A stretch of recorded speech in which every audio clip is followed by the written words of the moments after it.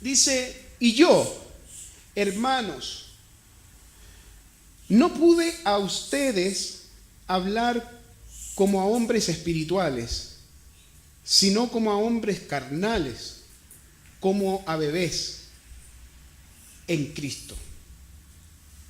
Versículo 2 dice, leche a ustedes hice beber, y no comestible, todavía no porque estaban siendo capaces, pero ni todavía, ahora dice, pueden o están siendo capaces.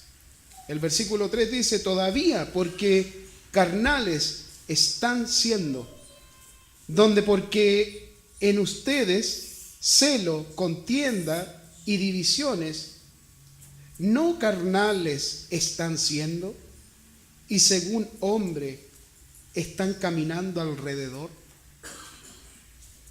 Lo que usted pudo ahí leer en su Biblia, Primera de Corintios capítulo 3, versículo 1, 2 y 3, es lo que yo leí acá en forma interlineal, pierde el sentido. Amén. Cuando se traduce la Biblia, se toma esto mismo, pero se le da sentido a la oración. Es lo mismo que hace, por ejemplo, mi esposa. Ella, como traductora, toma el texto en inglés, lo traduce al castellano, al español, pero al traducir palabra por palabra, muchas veces no tiene sentido. Por eso el trabajo del traductor es bien pesado, porque le tiene que dar sentido a lo que el escritor quiso decir. Amén. Hay muchas cosas y yo me gozaba porque hay cosas que habíamos citado, como en el versículo 3 del capítulo 1, cuando hablábamos y decíamos que eran llamados santos y no llamados a ser santos, ¿recuerdan? Bueno, en el interlineal está así como lo enseñamos, llamados santos. Amén. Somos llamados santos, porque si no sería contradictorio, llamados a ser y que Dios nos haya santificado. O sea, decidámonos, o somos santificados o hemos sido llamados a ser. Somos santificados y somos llamados santos. Amén. Solo el Señor nos hace santos. Amén. Bien, el versículo 1 dice, os di, de manera que yo, ya dándole la forma, ¿cierto? Al versículo dice, de manera que yo, hermanos, no pude hablaros como a espirituales. La palabra hablaros, quiero también que usted entienda esto, que la Biblia fue traducida por hombres, por españoles, a un lenguaje español. Por eso se utiliza este tipo de lenguaje. Hablaros. Hablasteis. Amén. Porque en otras versiones, lisa y llanamente dice, porque habló, se utiliza el español latino. Amén. Entonces dice, de manera que yo, hermanos, no pude hablar. ¿Ya? Como a espirituales, sino como a carnales, como a niños en Cristo.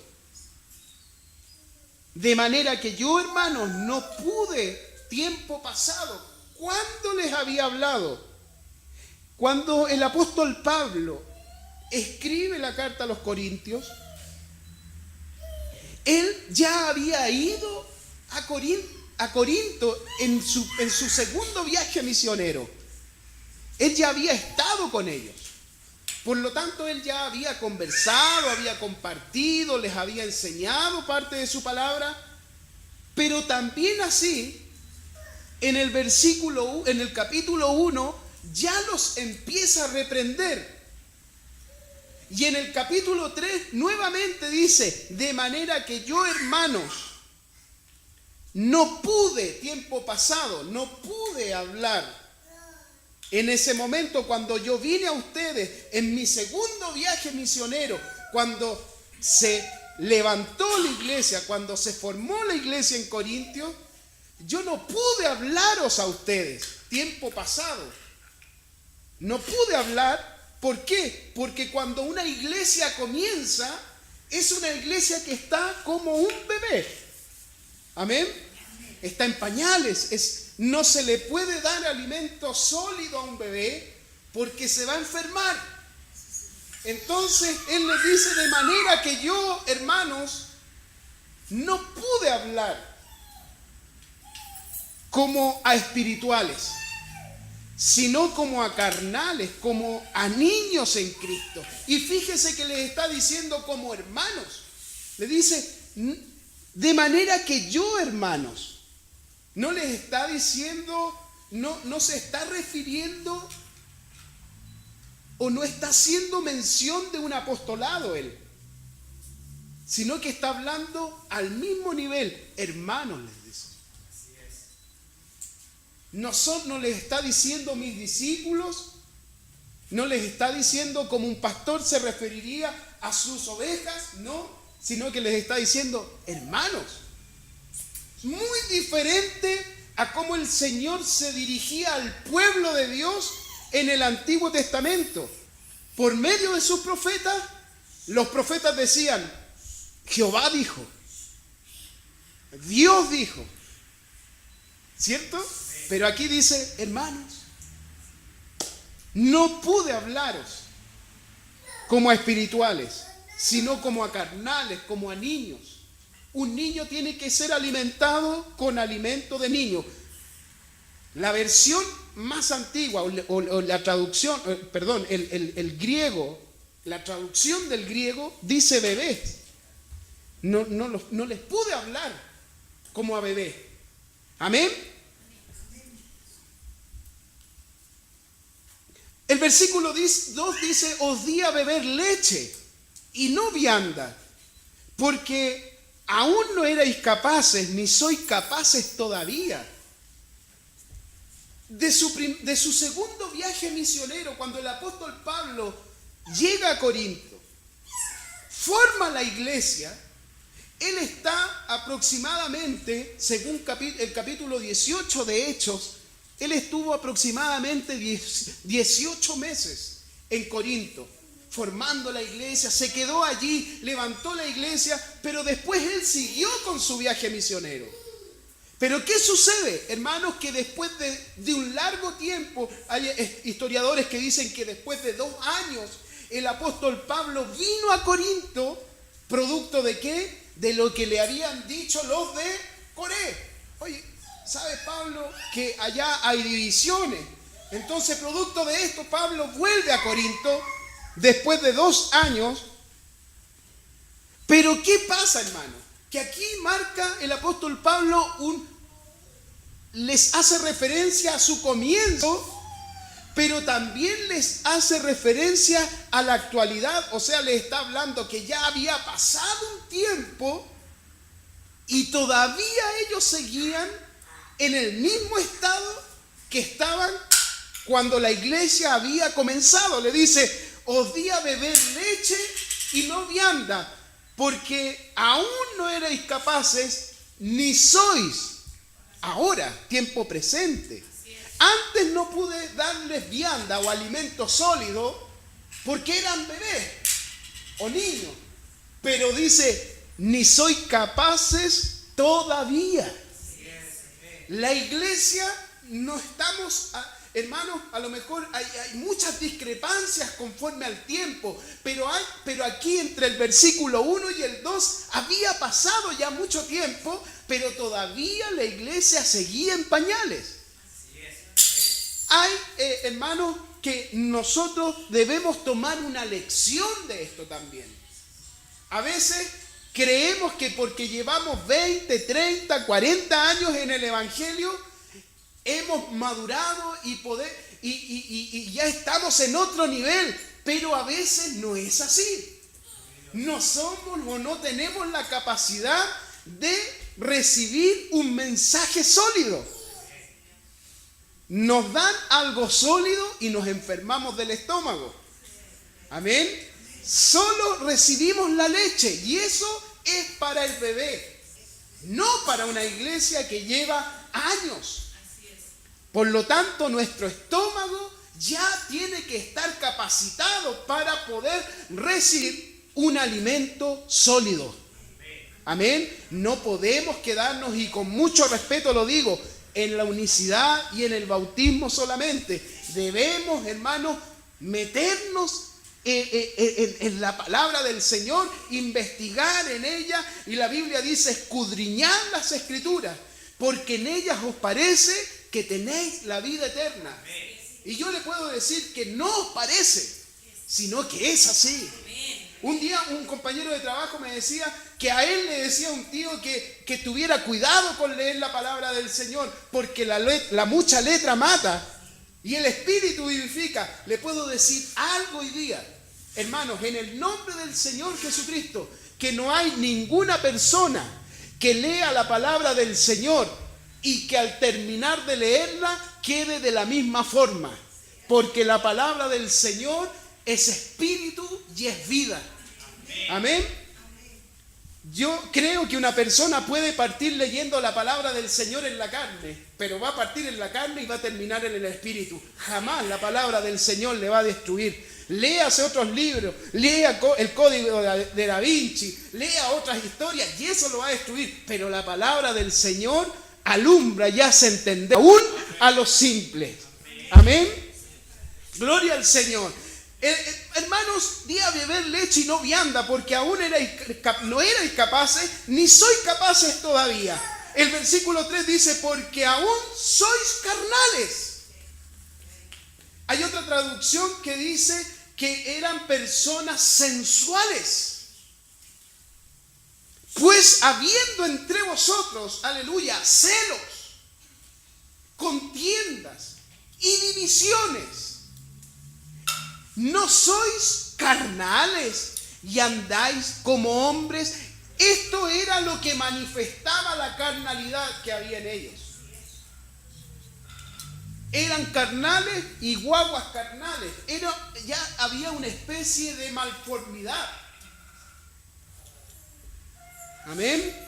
Entonces, ¿qué significa carnales? Hay diferentes traducciones que dicen que carnales, usted la puede a lo mejor en su Biblia, porque yo sé que hay muchas Biblias diferentes traducciones, ¿cierto? Carnales significa inmaduros, naturales, siguen los bajos instintos, os guía el instinto, o personas mundanas, como dice la versión internacional. Mundano. La palabra carnal la traduce como mundanos, porque aún soy mundanos. Imagínense el término que utiliza el apóstol Pablo. Comienza diciéndoles hermanos, pero ahora les está diciendo carnales o mundanos. Amén. Después les dice: bueno, entre vosotros hay celos. Bueno, me dediqué, hermanos, a leer, a estudiar acerca de los celos, pero desde el punto de vista psicológico. Psicológico, amén. Y encontré un fragmento que me gustó mucho y que lo tengo acá. Dice: mirando el fenómeno, mire, esto es lo que pude tomar del punto de vista psicológico de los celos. Mirando el fenómeno desde la psicología, el fenómeno de los celos, amén, podría decirse que los celos tienen una función particular y universal. Quiero que me entienda muy bien, amén, en la historia de la especie humana, dado que permiten, ¿de qué estamos hablando? De los celos. Dado que permiten la construcción de relaciones monogámicas. ¿Qué quiere decir esto?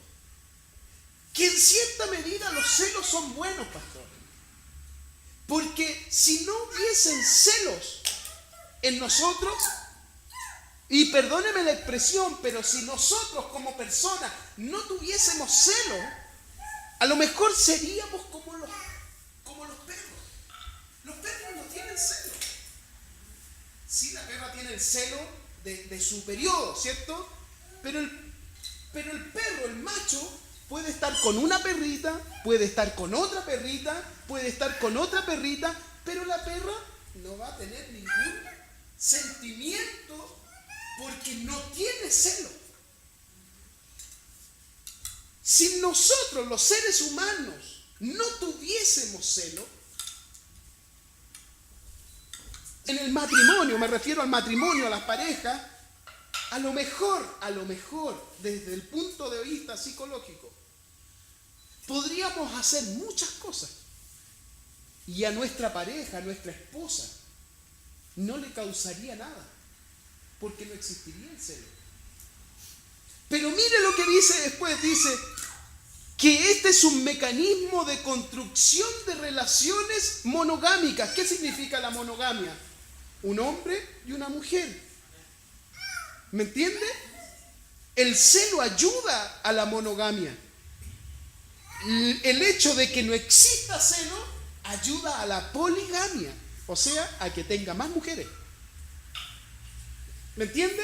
Ya, amén. Y también ayuda a la fidelidad. Así los celos son emociones que funcionan como un mecanismo de defensa por medio del cual las personas garantizan la permanencia de su pareja y protegen la relación de actuales o potenciales intromisiones. Es un mecanismo de defensa, el celo. Pero, ¿qué es lo que está tratando de decir la palabra del celo? En las reuniones anteriores hemos dicho que la iglesia de los Corintios tenía un problema, uno de ellos, porque tenían muchos problemas, pero uno de ellos es que estas personas, unos eran de Apolos, otros eran de Cefa, otros eran de Pablo, otros eran de Cristo. Entonces, ¿qué es lo que sucede? Que cuando uno es parte de un grupo, quiere ser dentro de ese grupo monogámico. ¿Qué significa esto? Que no permite que nadie más entre. Entiéndame, no importa que el niñito ande ahí, si el Señor lo cuida. Hermanos, pero uno cierra este círculo. Por eso habían unos que eran de Pablo, habían otros que eran de Cefa, habían otros que eran de Apolo, habían otros que eran de Cristo, y había una división tan grande. Y además de eso, tenían celos entre ellos. Entonces, ¿qué pasa? Que cuando este grupo se quería unir al otro, a la más mínima mención de unidad dentro de la iglesia, el celo rompía. No. ¿Sabe, hermanos? En la universidad pasa exactamente lo mismo. Los grupos. 5, 6, 7, 10 personas y no dejan que nadie más entre a su círculo. El celo que existe entre ellos no permite que nadie más entre. En mi grupo de música somos 5 y no pueden haber 6. En el grupo de los amigos del pastor somos 8 y no pueden haber 9. ¿Y por qué? Porque no quiero, porque hay un celo. Eso se llama celo desde el punto de vista psicológico. No dejamos que nadie más, inseguridad. Amén. El Corintios tenía este problema de celo que no dejaba abrirse a la iglesia y juntarse, unirse con los demás. El otro problema que tenía eran contiendas. ¿Y qué significan las contiendas? Al carecer de amor unos por otros, los corintios generaban contiendas, guerras, batallas, discusiones unos con otros. Eso significa contienda, batalla, guerra, discusión. Y también habían disensiones, falta de acuerdo o de aceptación por parte de una persona. Esa es una disensión, que es una falta de acuerdo. Conversamos pero no llegamos a acuerdo. Por parte de una persona o de una situación, una decisión o una opinión. La disensión es disconformidad, es discrepancia, no estoy de acuerdo. Amén. Todo esto llevaba a que la iglesia, aparte de haber grupos, dividía su actitud cada día más a la iglesia. Amén. Se entiende, ¿cierto? El versículo 4 dice, porque diciendo el uno, yo ciertamente soy de Pablo. Y aquí vuelve nuevamente a hacer mención de lo mismo que hemos hablado en el transcurso de esta enseñanza. Porque diciendo el uno, yo ciertamente soy de Pablo y el otro de Apolos, ¿no soy carnales? ¿Cuál es la respuesta? Sí, somos carnales. ¿Sabe? Yo creo que hoy día pasa eso. No aquí. Yo le puedo dar, no en un 100%, pero aquí no se ve eso. Porque yo no veo que haya gente acá, hermanos, que digan, Dios, no, yo le creo más a él, yo le creo más a este otro. No, yo sigo al pastor, yo sigo al hermano. No se ve eso acá. ¿Sí? ¿Amén? No se ve, pero yo he visto en otros lugares que sí lo hay. Es más, hay una gloria, hay una intención, hermanos, de agrandar tanto a los hombres. Hoy día iba a estar, con mucho respeto lo digo, Elías Limones allá en Tacora, allá en la central de la Iglesia de Dios, en el desierto. Un engrandecimiento al hombre. Y yo digo, ¿de qué se trata todo esto? Oiga, hermanos, cuando viene, a mí me gusta escuchar buenos predicadores, pero yo soy honesto también en decir, hermanos, que ¿de qué se trata esto? No se trata de que cuando venimos al culto venimos a adorar a Jesucristo. Hermano, usted y yo podemos ser muy lindos. Podemos tener un conocimiento enorme, podemos tener una oratoria, podemos ser personas preparados, a lo mejor económicamente con una solvencia extraordinaria, a lo mejor podemos tenerlo todo, pero independiente a lo que tengamos o a lo que seamos, solo Jesús es grande. Nos olvidamos, el ser humano, viene el gringo, incluso a las conferencias.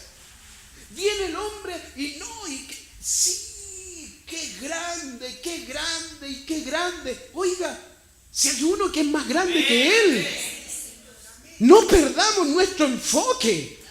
Somos servidores de Jesucristo. Oiga, hermano, yo cuando era más joven quería guiar como predicador, pero yo hoy día le digo, hermano, no tengo ninguna intención de que alguien diga qué grande es el predicador, y a lo mejor estoy lejos de que usted lo diga, pero ¿saben lo que? El único interés que tengo al pararme en este lugar, que el nombre de Jesús sea engrandecido, que la gente se vaya de este lugar amando más a Jesús y no al hombre, porque yo voy a fallar una y otra vez, pero Jesucristo nunca nos va a fallar. Hermano, si usted se enamora de mí, déjeme decirle que mañana se va a desencantar, porque nosotros fallamos una y otra vez, pero Jesucristo es tan perfecto que Él nunca se equivoca, nunca falla. Amén. Solo Él. Así el salmista no se equivocaba al decir, ¿a quién tengo yo en los cielos sino a ti, Señor? Y fuera de ti, no me lo cambien por el predicador X, no me lo cambien por el predicador Y, no me lo cambien por el predicador M, ni por el predicador tanto, ni por el evangelista, ni por el tanto. No, se llama Jesús. Amén. Ningún otro. Amén. Es dueño de la gloria, de la honra y del honor. Solo Jesús. Amén. Para Él sea la gloria. ¿Qué pues es Pablo? Siendo uno el más grande, hermanos, del Nuevo Testamento. ¿Quién es Pablo? Dice la Biblia. ¿Y qué es Apolo? Servidores. ¿Sabes? Si yo me tuviese que poner un nombre como predicador, me pondría Cuervo. Porque los cuervos eran indignos. Pero sabe que los cuervos fueron utilizados para alimentar a hombres de Dios. Si algún día cuervo nomás, un servidor del Señor. Esos somos, servidores del Señor, por medio de los cuales habéis creído.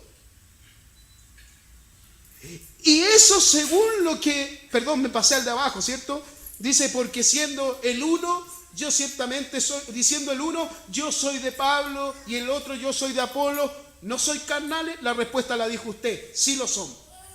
El versículo 5 dice, ¿qué pues es Pablo? ¿Y qué es Apolo? Servidores por medio de los cuales habéis creído. A lo mejor hay muchos de aquí que han creído al mensaje del hermano Aurelio, que lleva tantos años. Pero el mensaje que él predica es el evangelio de Jesucristo. Lo que predica el pastor es el evangelio de Jesucristo. Lo que predico yo es el evangelio de Jesucristo. Yo voy a pasar, pero el Señor no va a pasar. Yo mañana me voy a equivocar, a lo mejor voy a caer, pero Jesús no. Él va a seguir siendo predicado en este lugar. ¿Qué somos nosotros? Servidores del Señor. Y eso según lo que cada uno concedió, lo que cada uno le concedió el Señor. El versículo 6 dice, yo planté, Apolos regó, pero el crecimiento lo ha dado Dios. Ese es un proceso natural que se vive en el campo, en los lugares en donde hay plantación. Juan y Ramiro se dedican a la plantación. Juan o el hermano Juan y el pastor Ramiro, ¿cierto? Para que no nos sintamos ofendidos. El hermano Juan se dedica a preparar la tierra, ¿cierto? Dice que yo planté, dice el apóstol Pablo, ya, el hermano Juan plantó, pero después viene el pastor y él es el que riega. En econometría esto se llama así, variable dependiente. La variable dependiente es porque depende de otra cosa. Nosotros somos una variable dependiente, variable que puede cambiar. Usted y yo cambiamos, pero hay una variable independiente. O sea, hay un factor independiente que no cambia. Y ese es Jesucristo. Nosotros cambiamos al ritmo de Él. Entonces el Señor viene y Él da el crecimiento. Sin Él la cosa no funciona. Nosotros podemos preparar la tierra, podemos plantar, pero si el milagro de Dios no se hace presente, de nada sirve. Amén. Pero a veces no hacemos ni lo uno ni lo otro también. Entonces que nos ayude el Señor. Pastor, que me ayude a mí para yo ayudarle a preparar la tierra ahí. Amén. Bien, el versículo 7 dice, así que ni el que planta es algo. Nada. Dice, ni el que planta, o sea, ni yo, ni el que riega. ¿Cierto? No somos nada, hermano. Sino Dios. Que da el crecimiento. Entonces aquí todos los grandes quedamos en el suelo. No somos nada. Solo Él se lleva toda la gloria, la honra y la alabanza. El versículo 8 dice, y el que planta y el que riega son una misma cosa. Ah, bendito sea el Señor. Porque debemos trabajar en equipo. Son una misma cosa. Él y yo. El que planta, dice, y el que riega son una misma cosa. Porque habíamos dicho que la iglesia en general somos ¿qué cosa? El cuerpo de Cristo. Somos un cuerpo, somos una misma cosa, no dos. No, el hermano no puede estar, el predicador tratando de predicar algo para el beneficio propio. No, el músico no puede estar tocando algo para el beneficio propio. La iglesia no puede estar haciendo cosas para el beneficio propio. Aquí todos estamos haciendo algo que es por la obra de Jesucristo. Amén. Nada más. Amén. Y el que planta y el que riega son una misma cosa, aunque cada uno recibirá su recompensa conforme a su labor. Aquí no está diciendo, hermano, que de acuerdo a lo que nosotros hagamos va a depender nuestra salvación. No, está diciendo que lo que nosotros hagamos, de acuerdo a lo que nosotros hagamos, vamos a recibir una recompensa. Nuestra salvación no es por obras. Nuestra salvación es por gracia de Dios. Aquí está hablando de unidad, como ya lo dijimos, y de una recompensa. Mire lo que tengo aquí para leer. Un siervo recibió 5 talentos. Todos conocemos la parábola. Otro recibió 2. Estos siervos se esforzaron al máximo y usaron su ingenio y esfuerzo y duplicaron el dinero que su amo les encargó. Cuando el amo volvió, el que recibió 5 le entregó 10 talentos y el que recibió 2 le entregó 4. Cada uno recibió alabanza y aprobación personal, cada uno personal, por la labor que había hecho. Mateo 25, 14 al 23. Al comprometerse del todo con su amo, con el que le había entregado los talentos, los 2 siervos mostraron que le tenían un apego incondicional. No cambiaron su tarea, su labor. No la dejaron. Trabajaron para él, no para sí mismos, sino que trabajaron para aquel que les había dado el talento. Las recompensas son, escuchen bien, las recompensas son el resultado de la fidelidad.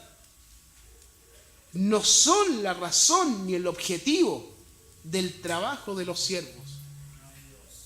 Yo no trabajo por recibir algo.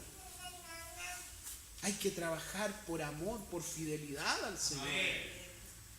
Ay, yo tengo que hacer esto por lo que voy a recibir. No. Amén. Porque esto es por gracia. Y ya vamos a terminar, hermanos. Porque nosotros somos colaboradores de Dios.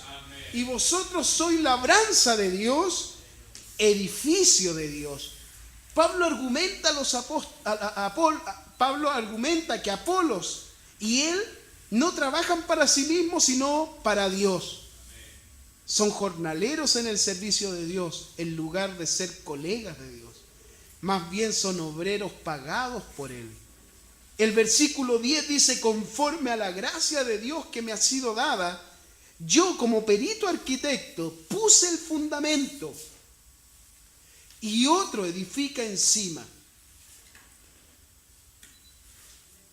Pero cada uno mire cómo sobreedifica. Conforme, el versículo 10 dice conforme. Hay otras Biblias que dice según la gracia de Dios que me ha sido dada.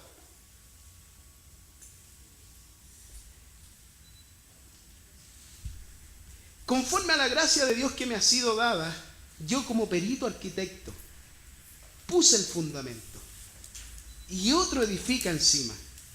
Pero cada uno mire cómo sobreedifica.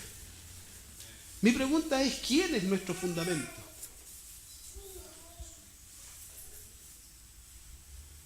Jesucristo. No hay otro fundamento que el que está puesto, el cual es Jesucristo.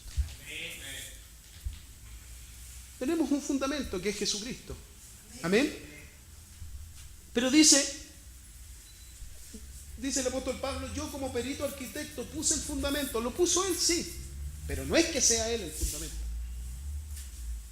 Amén. Entendámoslo bien, no es Él. El 11 dice, porque nadie puede poner otro fundamento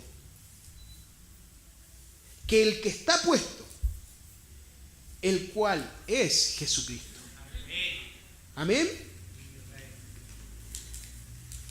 Y si sobre este fundamento alguno edificare oro, plata, piedras preciosas, madera, heno, hojarasca, la obra de cada uno se hará manifiesta, porque el día la declarará, pues por el fuego será revelada, y la obra de cada cual, de cada uno cual sea, el fuego la probará.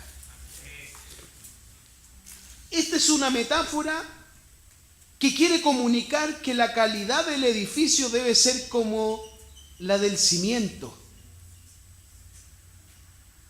El edificio y el cimiento. El cimiento es Jesucristo, lo que está abajo.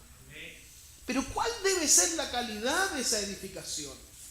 Si alguno dice edificar con oro, algo que no se corrompe, con piedras preciosas,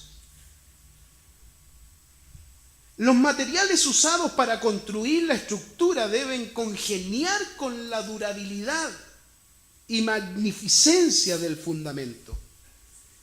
Si el cimiento que Dios ha colocado es la revelación de Jesucristo, entonces el edificio debería reflejar esa revelación en cada fase de su construcción. ¿No podemos edificar con madera? No, porque la madera se quema, se consume. Con heno, con hojarasca, debemos edificar con cosas sólidas. Amén, con cosas que perduren. Dice, porque el día la declarará. Amén. Porque el día la declarará, pues por el fuego será revelada. Se habla del día del juicio, al cual Pablo alude con frecuencia. Este es un extracto tomado de un comentarista, hermanos, pero que tiene mucha razón, que no se aleja de lo que nosotros entendemos. Amén. El complemento directo del verbo sacará a la luz es el sustantivo, obra de la oración anterior, aquí representado por el pronombre a ella, la obra. El día del juicio final pondrá al descubierto las obras de todos los hombres, pues con fuego se revelará. La forma en que está construida esta oración ha causado problemas exegéticos, ya que el verbo se revelará el verbo se revelará no tiene sujeto. En este caso existen dos posibilidades. El texto podría querer decir que el día será revelado o que la obra será revelada. Lo que creen que habla del día, traduce el versículo de esta manera: la obra de cada uno aparecerá tal como es, porque el día del juicio, que se revelará por medio del fuego, la pondrá de manifiesto. Los que afirman que se trata de la obra traducen, pues por el fuego será revelada, la versión de 1960. Revelará indica que está pensando en la obra, no en el día. Ambas traducciones son posibles, pero los estudiosos prefieren pensar que el día será el que va a ser revelado. La obra de cada uno se hará manifiesta, porque el día la declarará. Amén. Pues por el fuego será revelada, y la obra de cada uno, cual sea, el fuego la probará. Ahora bien, podemos hacer una obra, pero esa obra el fuego la va a probar. Si permaneciera la obra de alguno que sobreedificó, recibirá recompensa. No está diciendo que la obra que se pueda edificar va a ser mala, aunque pase por el fuego. No, dice que recibirá recompensa.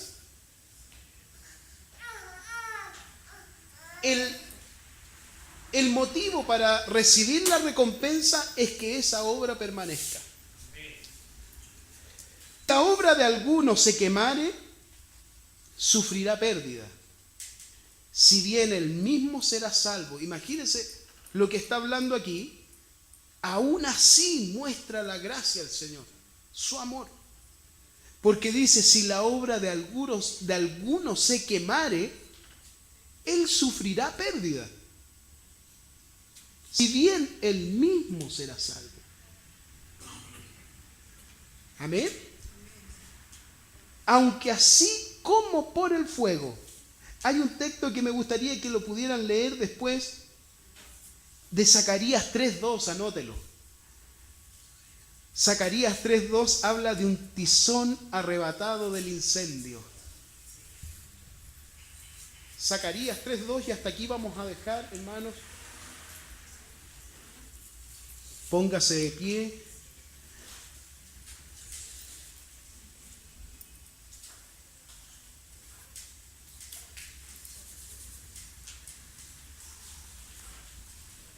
Zacarías capítulo 3, versículo 2. Anótelo, después que usted lo lee en su casa y la próxima se lo comentamos un poco.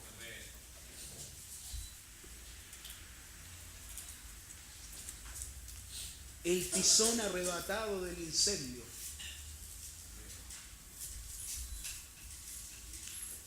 Si la obra de alguno se quemare, él sufrirá pérdida, si bien él mismo será salvo, aunque así como por el fuego.